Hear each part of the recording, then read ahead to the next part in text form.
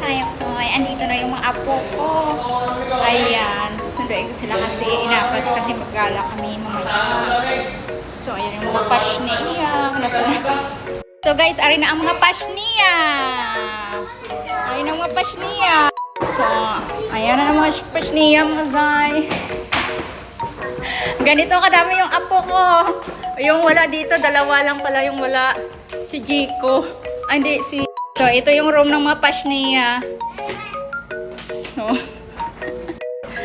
dalhin ko sana sila sa swimming pool, kaya lang umuulan. Iwan ko ba kung carry nila mag-swimming pool.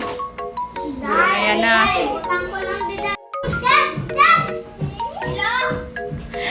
Ay, naku, dito. Hoy, sige ko, tiya! Matingog na karoon. So, abri. Oh, lakat na.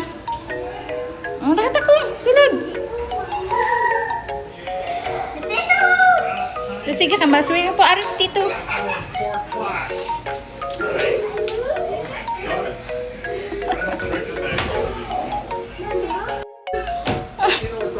So, ayan ang mga pashniya. Ayan, tinaturo.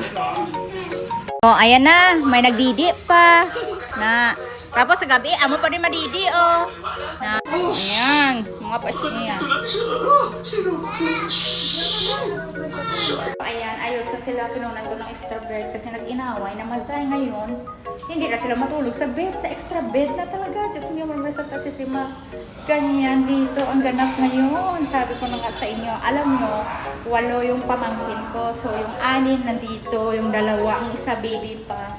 Tapos, yung isa busy sa school. So, ayan, patulugin ko sila kasi mamayang gabi, igagala ko.